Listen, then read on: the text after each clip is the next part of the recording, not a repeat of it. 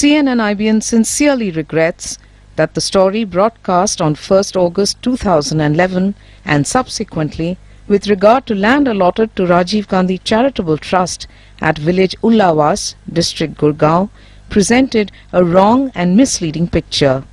CNN IBN regrets that the version of Rajiv Gandhi Charitable Trust was not sought before airing the story. CNN IBN regrets that they have not played Rajiv Gandhi Charitable Trust's version in all the follow-on stories telecast on their channels in the month of August 2011. CNN IBN deeply regrets and apologizes for the harm caused to the reputation of the trust and its trustees.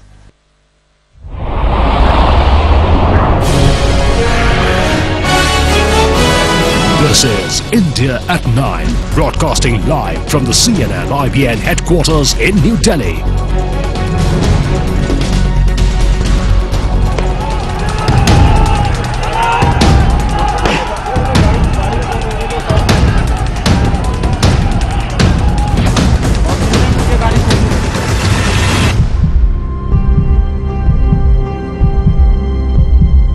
जब आए थे तब उनको cardiac arrest हो चुका था।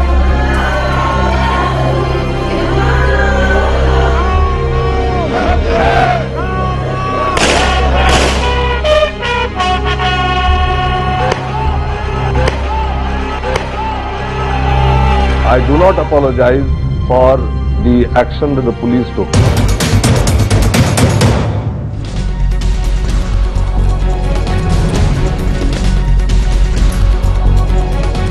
Good evening. Welcome to the year-end edition of India at 9. As Delhi continues to simmer with the aftermath of the gang rape, questions now being raised about death of a police constable. That's right. Let's get started and take you straight to the headlines here on India at 9. A controversy continues to rage over the death of Constable Tomar. The postmortem says serious injuries after being hit by a blunt object led to a cardiac arrest and subsequent death. Does this end the controversy over the constable's death?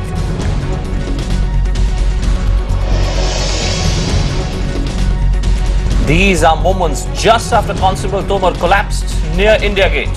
Two eyewitnesses give a conflicting view, say they saw no visible injuries. The constable simply fell down on his own. Jacket के अंदर चोट नहीं लगे थे क्योंकि jacket हमने खोल दिया था। जैकेट खोल दिया था, शर्ट की जो अंदर की जो शर्ट है उसका बटन भी हमने खोल दिया था। वहाँ पे कोई चोट नहीं था, बस पसीना ही पसीना था। I don't think we are fully prepared to deal with a flash mob turn protest, but I'm sure lessons have been learnt. A panel headed by a retired Delhi High Court judge will now probe lapses leading to the gang rape. The government says the protests have been a learning for the Delhi police. Well, a talking point on India at 9, we'll be taking that debate much forward. Is there a complete breakdown in the trust between the police and the public? And how can that trust deficit really be bridged? There are lots of other stories also which are dominating our headlines. Let's also run you through some of the other national stories developing today. Another example of brazen misuse of power by Akali cadre in Punjab. A former Akali Dal leader and two others accused of beating up a police officer. They are now under arrest. Modi power in full display. He's sworn in as Gujarat's chief minister for the 4th time. The top BJP leadership along with Jayalalitha, Raj Thackeray and NDA allies attend.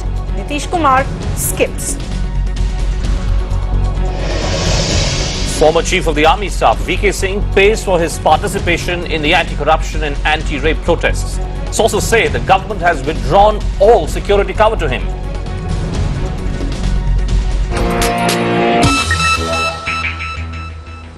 Okay, time for our top story on India at 9 tonight. The controversy that continues to rage over the tragic death of Constable Subhash Tomar.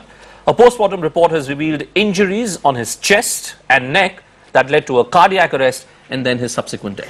That's right. In fact, the report is in direct conflict to what eyewitnesses have been saying. Also, the medical superintendent of the Ram Manohar Lohia Hospital who said Tomar had no internal or external injuries.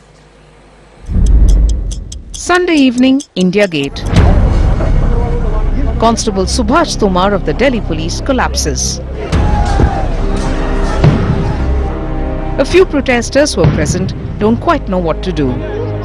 They try to revive him, but they would be too late.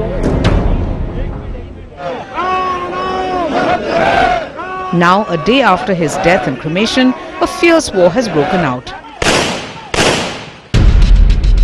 Did he die because of injuries received or not? Ending speculation, the post-mortem report now released states Tomar received serious injuries to his neck and chest as a result of blunt force trauma. He suffered internal bleeding and had 3 of his ribs broken. The ensuing cardiac arrest could have been a direct result of the injuries he received. उनकी जो मृत्यु है वो उनके सीने पर और उनकी गर्दन पर चोट लगने के कारण, जो कि किसी ब्लंट ऑब्जेक्ट से या उनको उनकी हड्डियों पर सीने पर जो है वो चोट मारने से हुआ. Even Tomar's own family is clear. He died because of injuries while trying to quell protests. वो बोल रहे हैं कि चोट नहीं मारी किसी ने, वो गलत है बिल्कुल. सारी चोट उनकी वजह से ही लगी उन्हें. उनको कोई भी किसी तरह की ना तो कोई बीमारी थी, ना ही कोई हार्ट वगैरह की कोई प्रॉब्लम थी. But earlier in the day, doctors at RML Hospital said he had no major internal injury when admitted. जितनी हमारी रिकॉर्ड है उनमें कोई ऐसा सीवियर इंटरनल इंजरी रिकॉर्डेड नहीं है. But with the post-mortem clearly establishing the sequence of events that may have led to his fatal cardiac arrest, speculation as to how exactly he died appears to have been laid to rest. With Meenakshi Uprethi and Shubhajit Sengupta, Deepika Kaura. 9:20, I'll let you go. Pakka. Okay, let's actually now play out the pictures that capture the moments just after Constable Tomar collapsed while controlling the protests and really could be an indication of what happened on Sunday. These are pictures from very close to India Gate. You've seen Constable Tomar has fallen down and there are people who are very clearly trying to or making an attempt to revive him. They hold him up. One of them is Yogendra Tomar, the gentleman who we'll be speaking to in a short while from now. Also another eyewitness, Pauline, who's come forward and spoken. Those eyewitnesses are claiming that there were really no visible injuries on Constable Tomar's body.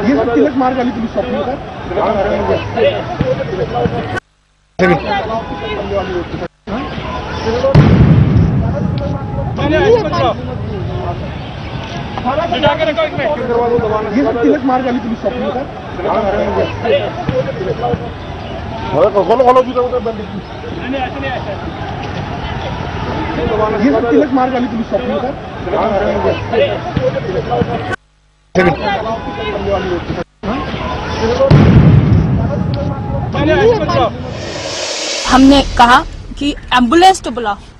वहाँ पे कोई भी जो police वाले थे वो मदद करने के लिए वो कुछ नहीं कर रहा था. वो खड़ा ऐसे ही देख रहा था. और तो पीछे एक दो कांस्टेबल आए थे, तब उन्होंने थोड़ा सा मदद तो किया था.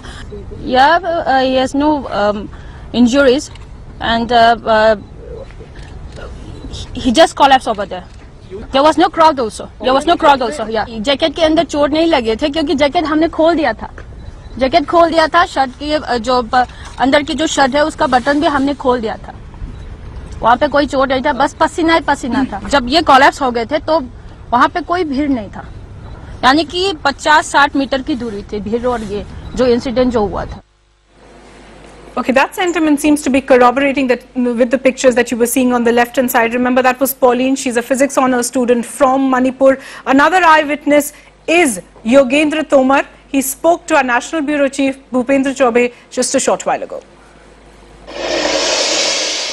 योगेंद्र, मुझे ये बताइए कि आपने ये दावा किया है कि आपने अपने सामने कांस्टेबल तोमर को गिरते हुए देखा और उसके बाद आपने उनकी मदद करने की कोशिश की। जी। जो पोस्टमार्टम रिपोर्ट आई है उसके मुताबिक कांस्टेबल तोमर को चोट लगी थी, अंदरूनी चोटें लगी थी। क्या आप अभी भी अपने दावे पे कायम हैं जो आपने कहा है? देखिए, मैं दावा नहीं कर रहा हूँ, मैं बिल्कुल सच्चाई बयां कर रहा हूँ जैसा मैंने देखा। और मैं इस पे क्या पोस्टमार्टम रिपोर्ट क्या 4-5 बार भी रिपोर्ट अगर आ जाए तो भी मैं यही कहूंगा, क्योंकि सच्चाई यही है कि उस वक्त उनको किसी प्रकार की कोई चोट नहीं लगी थी। और इसके पहले शायद आपने वो बयान देखा होगा जो मेडिकल ऑफिसर का आया था कि उसमें उन्हें कोई चोट ऐसी नहीं दिखी और उनकी रिकॉर्ड्स में ऐसी कोई चोट नहीं है जिसकी वजह से कि उनकी मतलब बहुत ज्यादा गहरी चोट हो जिसकी वजह से मौत हो गई। मतलब आप अभी भी ये कॉन्फिडेंस के साथ कह रहे हैं योगेंद्र कि जब आपने उनको देखा और आपकी साथी जो पावलिन भी थी, मैंने जब आप लोगों ने उनको देखा उस वक्त उनकी शरीर पे किसी भी प्रकार की कोई चोट का निशान नहीं था? बिल्कुल नहीं था जी, बिल्कुल नहीं था। इसका ये मतलब कि आप क्या एक प्रकार का एलिगेशन लगा रहे हैं दिल्ली पुलिस के ऊपर कि उन्होंने जो पोस्टमार्टम की रिपोर्ट है हो सकता है उसको फर्ज किया हो? देखिए, अगर आप आरोप समझें तो आरोप ही सही है। हालांकि ये पहली बार नहीं है, इसके पहले भी जो वो लड़की वाला जो गैंगरेप वाला जो केस है उसमें भी जो एसडीएम ने आरोप लगाए हैं दिल्ली पुलिस पे कि उन्होंने उन पे दबाव डाले कि हमारे हिसाब से सवाल पूछे जाएं, तो वो भी तो कहीं ना कहीं से ये सच्चाई सामने लाते हैं कि कहीं ना कहीं से दिल्ली पुलिस सवालों के घेरे में खड़ी हो रही है। मैंने योगेंद्र कल आपको देखा था, आप ये कह रहे थे एक और चैनल पे कि आप अपना टेलीफोन नंबर वहां पर छोड़ के आए थे दिल्ली पुलिस के पास। बिल्कुल छोड़ के आया था। उन्होंने आपको कांटेक्ट करने की कोशिश नहीं की? ना सिर्फ टेलीफोन नंबर छोड़ के आया था बल्कि अपना एड्रेस, पापा का नाम और अपना नाम सारी कुछ देकर आया था वहां पे। जी। तो लेकिन दिल्ली पुलिस ने आपको कांटेक्ट करने की कोशिश नहीं की? दिल्ली पुलिस ने मुझे शाम को 4 बजे सोमवार को कॉल करी और सिर्फ ये पूछा कि हुआ क्या था। मैंने 2 मिनट में शॉर्ट में बताया कि ऐसा ऐसा हुआ था। इसके अलावा उन्होंने कुछ नहीं पूछा कि कौन था, किसने पीटा, ये वो कुछ नहीं हुआ। ये कुछ लोग ऐसा भी इल्जाम लगा रहे हैं कि योगेंद्र जी दरअसल किसी पॉलिटिकल पार्टी के बिहाफ पे ये सारा खेल खेल रहे हैं, उनको आप क्या कहेंगे? देखिए, ऐसा है, इसका मैं जवाब पहले ही दे चुका हूं और ये बेतुके जो बयान आ रहे हैं ना, इनका मैं जवाब नहीं देना चाहता और इसका मैं जवाब बिना पूछे ही पहले यानी कि कल और परसों भी मैं दे चुका हूं कि मैं किसी पार्टी या किसी संगठन से ताल्लुक नहीं रखता हूं और कभी भी आपने किसी पार्टी या संगठन में मुझे नहीं देखा होगा इससे पहले। अंतिम सवाल आपसे, आप अभी भी irrespective of the findings of the postmortem report, आप अअभी भी अपने बयान पर बरकरार हैं? बिल्कुल। आप ये पुलिस को और कोर्ट को भी आप यही कहेंगे जो आप हमें बता रहे हैं? बिल्कुल 101% मैं हमेशा यही कहूंगा क्योंकि सच्चाई यही है और मैं सच्चाई ही कहूंगा। जी जी। Okay Yogendra, thanks for joining us and sharing with us your details. Well, so then who do we believe? Do we believe the view which is being expressed by the eyewitnesses or do we go by the post-mortem report? Let's put up the big questions then which arise in light of all these disclosures which are being made. The first big question, has the truth really come out behind the reasons for Constable Tomar's death? The second big question, how can there be a contradiction between an autopsy report and a doctor's report? At the end of the day, the Ram Manohar Lohia Hospital surgeon did say that there was absolutely no mark of any external or internal injury. How did the constable get injured on the neck and the chest? Who was the person who was responsible for this? Why did the police not contact the 2 eyewitnesses if these eyewitnesses had gone to the extent of leaving their contact addresses, their telephone numbers with the cops? Okay, that remains the nuts and bolts question, but remember the big question, the talking point here on India at 9, is this symptomatic of a larger problem? Is there a complete breakdown in the trust between the police and the public? We have a full panel joining us here on India at 9, starting with Tajender Luthra. He's the Joint Commissioner of Police for Northern Range, joining us here in our studios. With him is Shiv Khera, author and activist, someone who's been a part of these protests. Nandita Rao, a lawyer. Yogendra Yadav, senior fellow of the CSDS, but here we're going to put him questions as member of the Aam Aadmi Party, and Kiran Bedi for lots of perspectives, including that of the police. My first question is going to be you to Mr. Luthra. You've been patiently seeing what the eyewitnesses are saying. Their views seem to be completely contradictory and in conflict to what the post-mortem report is indicating. How do you respond? You know, first of all, I would like to go by this post-mortem report because since yesterday, there have been allegations leveled that there were no injuries. Right. This post-mortem report speaks of 6 external injuries. They have been detailed here on the page 3. And then further, this post-mortem also speaks of internal injuries. It goes on to say that his 3rd, 4th and 5th rib on left side were broken. Right.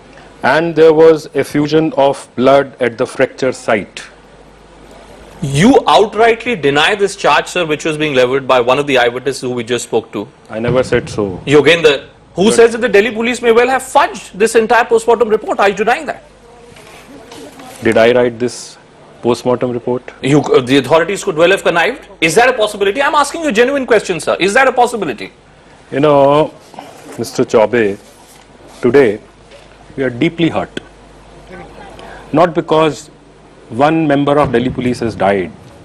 When we join this force at any rank, we know we have professional hazards. But today we are deeply hurt because the death of our constable is being trivialized. Who's to be held responsible for that, sir? No, let me complete. Who's to be held responsible Let me complete. This constable was dealing with violent mob. He was dealing with unlawful assembly. On Saturday, when we cleared the crowd from Vijay Chowk, we made an emphatic appeal to the protesters that please on Sunday, and we did it through national channels. Yes. We made an appeal that please, for Sunday, it is a democratic country. If you want to protest, please come to Ramlila ground because it can accommodate a larger number of crowd. Mr. Luthra, But allow me to interrupt. No, please let me Allow me to explain. interrupt. No, please, no, not at all. Protesters and their leaders, they did not listen to us. They came to India Gate, which was illegal for these assemblies. We declared their assemblies unlawful and we tried to persuade them. They did not listen. And today, I'm sorry to say that had protesters and particularly their leaders listened to us and would have ventilated their protest at Ramlila ground in a democratic fashion, this constable would not have died. I would take that point straight to Yogendra Yadav because, you know, Yogendra was there. Yogendra, you were there at India Gate, and I myself saw you on Sunday because I was also present there. When the tear gassing started to happen, I could see you moving towards the media fraternity where the OB vans were parked. I know that you were not an eyewitness to what happened, but in light of the points being made here by Mr. Luthra, do you agree that it should be, as he calls the mob, which should be held responsible for the death of this constable? Bhupender, let's look at the big picture first, then we'll come to specific. The big picture is a government which is rapidly losing legitimacy. People out on the street, outpouring of a kind. These are not professional agitators, ordinary people spontaneously out on the street. Police rapidly losing legitimacy in the eyes of the people. Political class unable to handle, unable to offer anything that can convince the people. The police is in such a tight corner that the boss himself, police commissioner, is about to lose his job. What do you do in that situation? The classic remedy, the classic devices are inversion, diversion. Inversion is that the perpetrator starts claiming to be victim. I heard Mr. Luthra saying, we are very sad, we are very deeply hurt. Classic strategies of the perpetrator claiming to be victim. Yogendra, let me interrupt. And diversion. Diversion is when you bring in another issue and play it on. Sir, are you leveling a direct accusation here against the Delhi police that they, in a sense, have forged this entire post-mortem report? Because Mr. Luthra is right. He, as a law-abiding officer, will ultimately go by the findings of the post-mortem report. I'm sorry to say, in this channel, can I answer the question because it has been posed to me? I will tell what my allegation is and what it is not. Sure, Yogendra. I'm not in the habit of leveling allegations. How do I know that the report has been fudged? I have no business. I mean, this of course involves some doctors. How can I say that? All I know is that yesterday In SDM, a magistrate says that the Delhi police was trying to pressurize her, and this is all on record. These are not my allegations. You are changing If the a magistrate can be pressurized, if a magistrate feels intimidated by the kind of things Delhi police does, is it entirely inconceivable? Ordinary people will ask this question. Could it not have happened with post-mortem report? But forget it. So Yogendra, no, just 1 second, just for the purpose of clarity, are we to understand that you're completely setting aside the post-mortem report and some of the points that have come out that Constable Tomar could have sustained these serious injuries, that it could have led to a heart attack, that could have led to a subsequent death?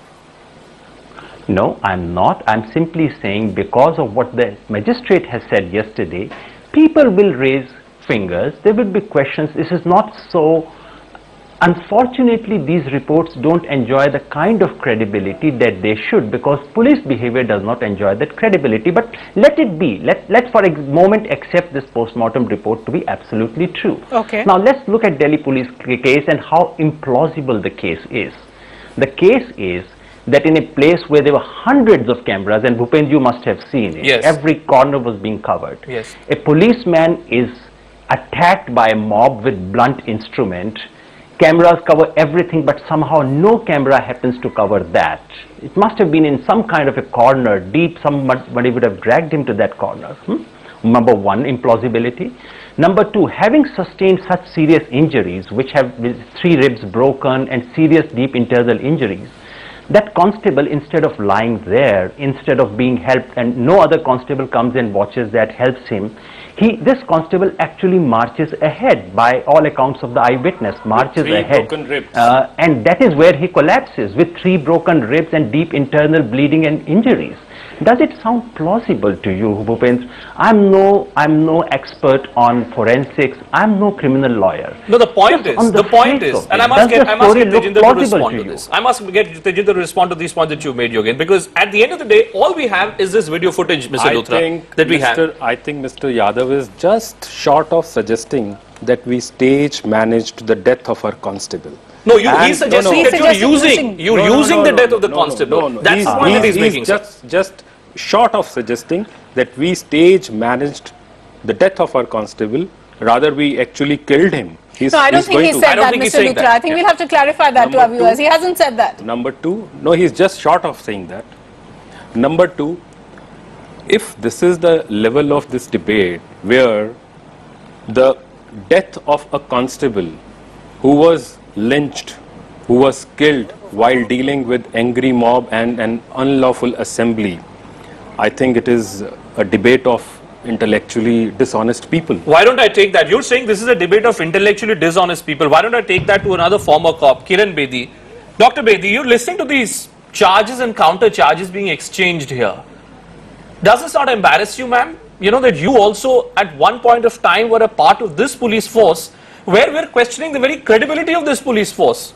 A poor constable has died and no one seems to know who to believe. What do people of Delhi really believe, ma'am? But Bhupendra, before that, just do allow me to clarify that one thing. Yes. Because I really think that, I mean, I am not in the habit of interrupting debates and so on. But to say that I'm saying that the death was stage managed. No, I've clarified that. How farcical this debate can be. I've clarified that. I mean, if this is the kind of logic Delhi police does, I mean, I really hope this is not the kind of logic Delhi police uses. If this is the reporting Delhi police would get from ordinary citizen, within in front of camera you saw this is how my statement was distorted. Right. How do we believe Mr. That's why I want Kiran Bedi to respond to this. Police, if this is the kind of distortion you are resorting That's why I want Kiran Bedi to respond to this, ma'am. How do we move forward? As Delhiites, we want to feel that we are being protected by our police force. Here we are now being reduced to a scenario where we just don't seem to be trusting our police force, ma'am. First of all, I'm always an ardent listener of what Yogendra Yadav says. But today, for the first time, Yogendra, your joining a political forum is also probably changing you. Because you did change the subject. And you did not give me the answer. Give the answer which actually Bhupendra Chaube addressed to you. This is the first time, Yogendra, I feel I did not get the answer from you. There's a change in you today. But you answer the question that I posed before you, ma'am. I'll answer it. Please ask me. I'll answer it. answering Honestly, I will answer you. I think I want to ask Tajender Luthra, did they publicly announce for the crowd to go to Ramlila ground? I want to know. Yeah.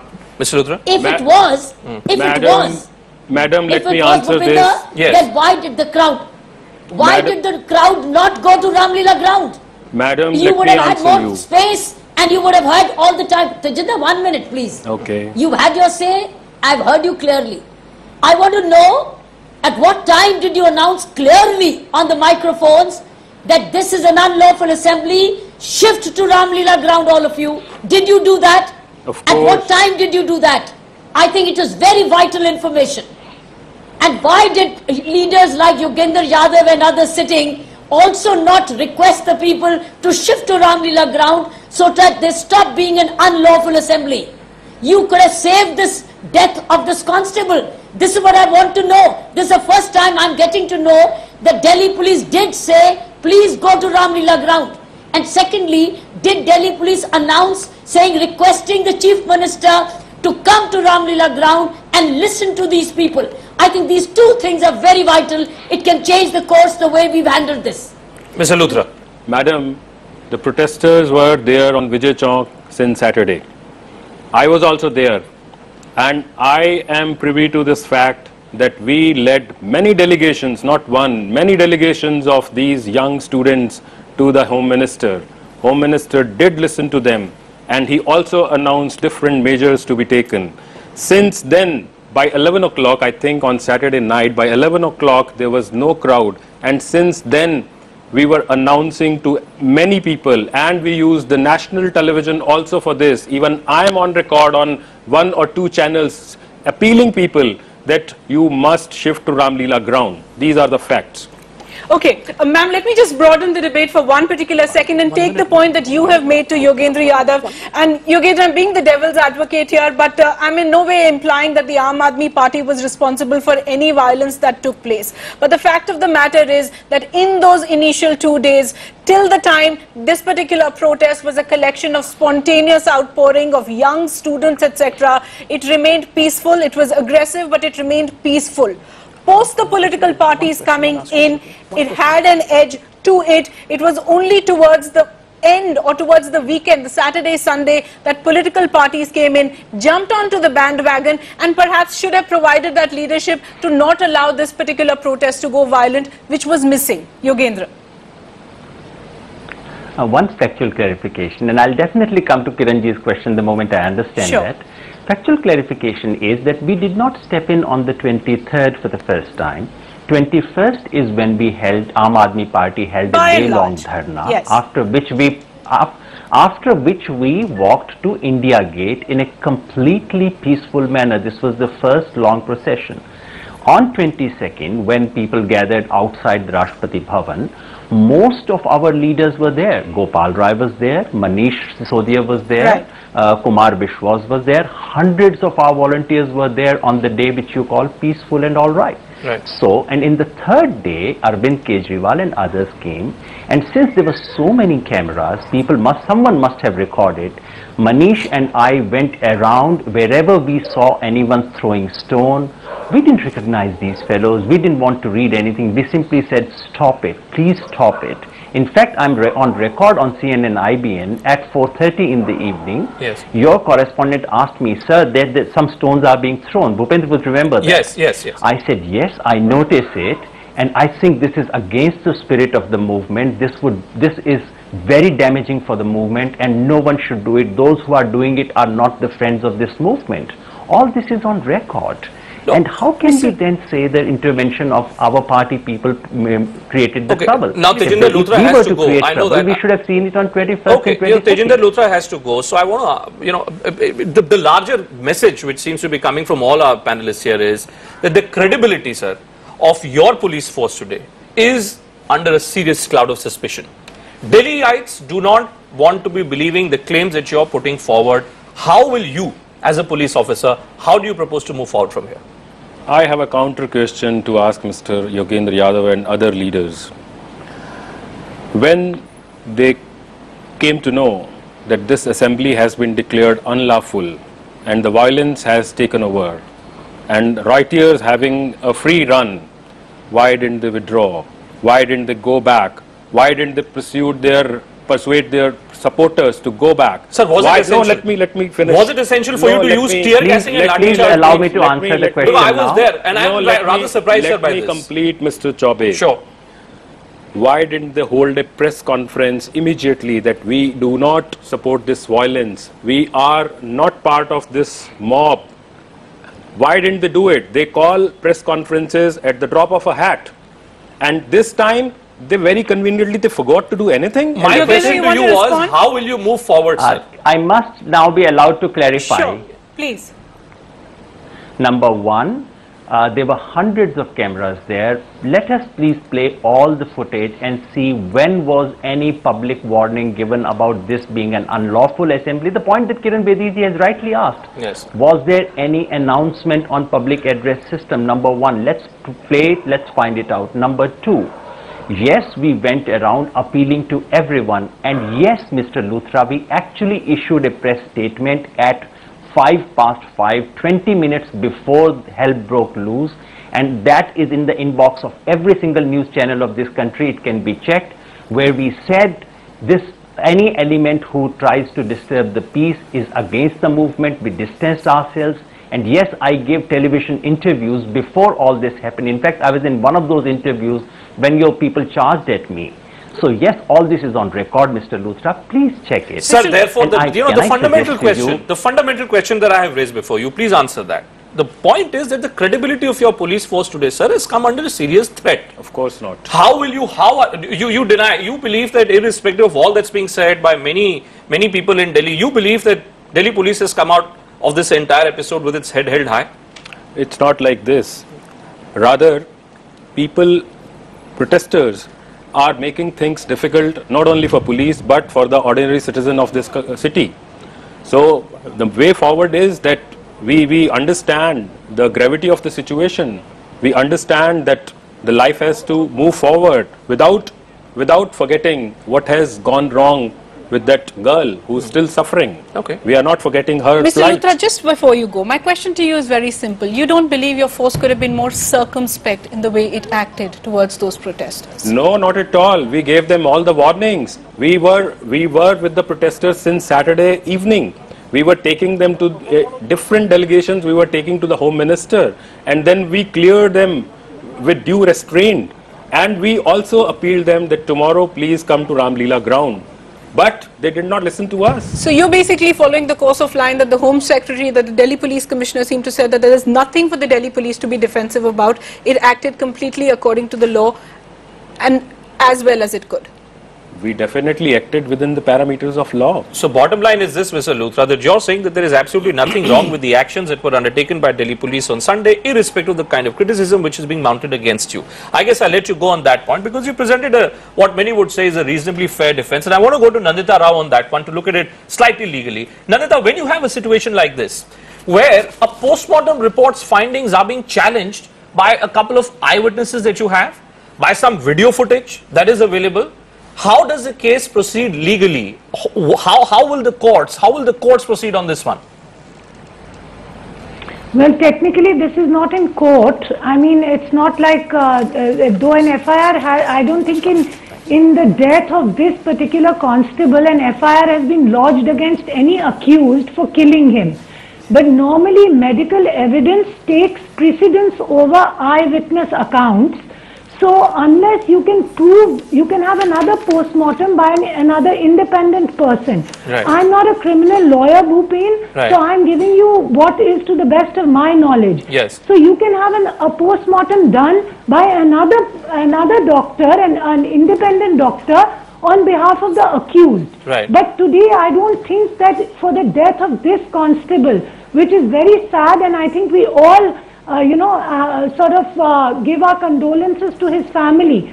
But I think it's a really sad day that the Commissioner of Police, Neeraj Kumar, has not found it in him to give in his resignation. A young girl has been brutally molested in the city of Delhi.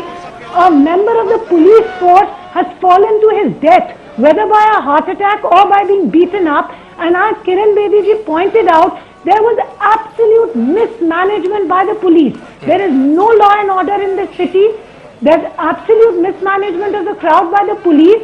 The Commissioner of Police says that I don't want to give any reasons for why rapes happen because I may sound politically incorrect. Yes. Well, I'm not the moral guardian of this city. He's not the Pope. Okay. He's the Commissioner of Police. I may wear skirts, I may be sexually promiscuous, I may be a sex worker.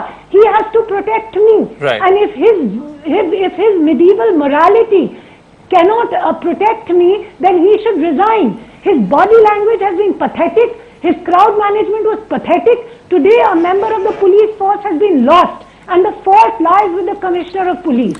So in my opinion, it does not matter whether he died because he was beaten up or whether he died that he had a heart attack in this rampage. Okay. This situation should not have been allowed to be created. And the police should have known that they are vandals. Just hold on. Nandita, just hold on. Just hold on. Because Shiv Khera is also here with us, Nandita. And all the points that you're raising tonight on the show, Nandita, I want to put those points to you, Mr. Khera. I was asking Tajender Luthra a short while back. How does it augur for a society when there is a complete breakdown of trust, between the citizens and the police force? What happens to the society at large? What is the larger message that you set here? Well, one thing is that certainly the nation is unhappy because anyone died, the constable or potentially the young girl could die anywhere. So that's a sad scenario to begin with. Number one, but let me just quickly, the kind of debate that I just saw or heard, it actually is deviating from the entire real subject, which is lack of governance and why all this thing is happening. And hearing the Home Minister say they are Maoist, these are kind of words. And is it the debate between the people who are protesting or the youth versus the police? It has become like the youth versus the police. Is that the debate?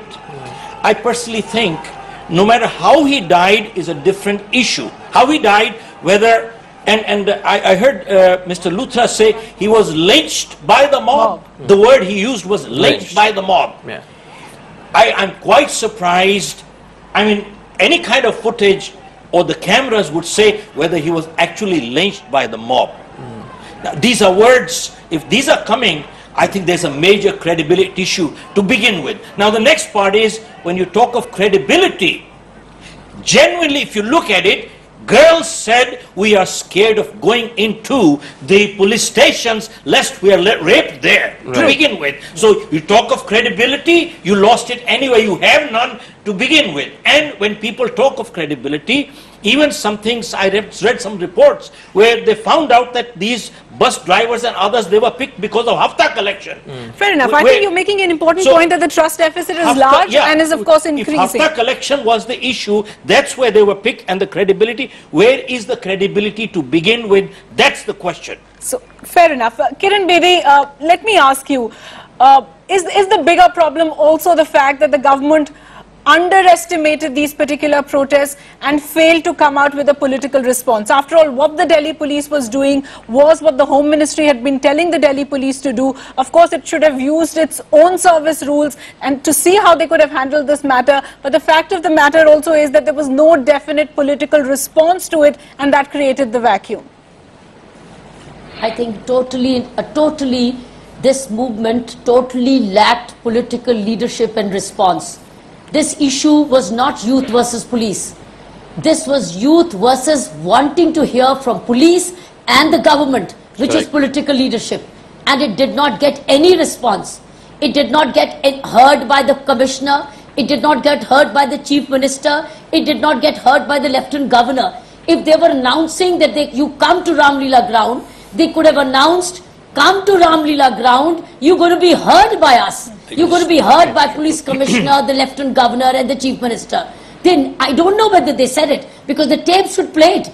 Tape should let us know what time did they make this announcement. How many times did they make this announcement to come to Ramlila ground? This is 144, you are violating. Therefore, I don't know how many times. If they did, I think it would have made a lot of difference. Kiranji, do you believe? Did they say the Chief Minister is coming to speak to you, the LG is coming to speak to you, be willing to hear? I think it lacked a political response. Do you believe, ma'am, if you're saying it lacked a political response, and you've also seen the responses from the Delhi Police Commissioner, do you believe that perhaps one way to move forward to assuage the sentiments is for Neeraj Kumar to step down from his position? Should the buck stop with him?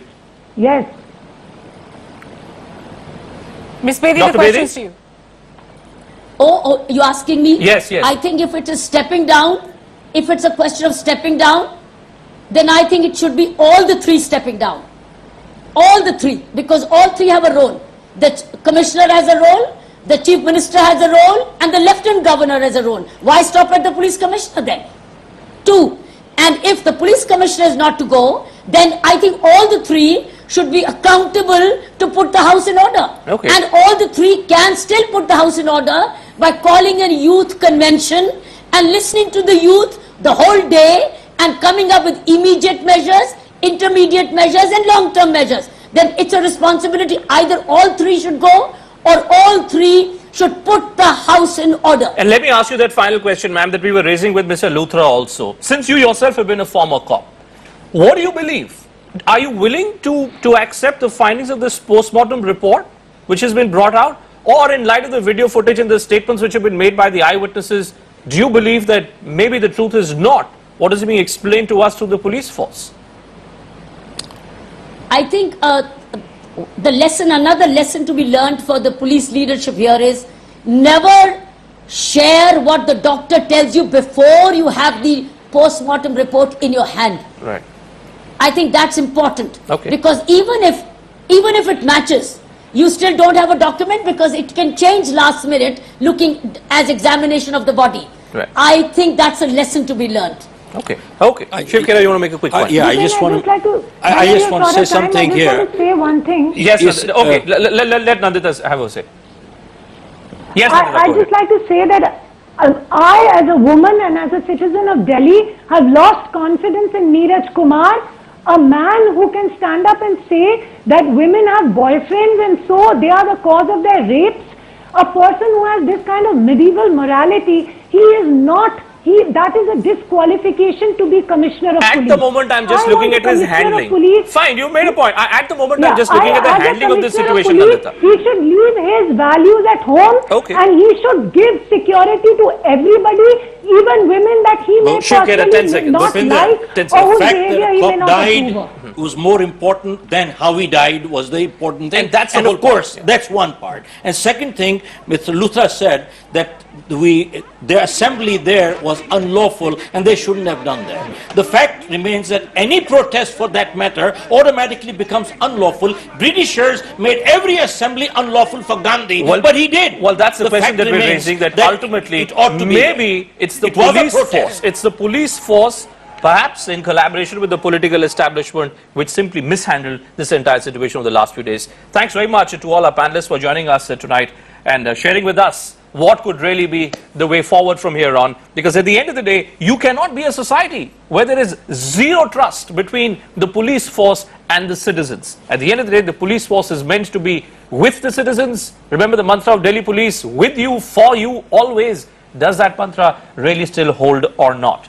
Meanwhile, the protests for justice for the girl continue at Jantar Mantar in the capital. There's a peaceful candlelight vigil on, attended by hundreds of people. The protest is now 10 days old, and even though the state has cracked down on agitations at India Gate, they still continue.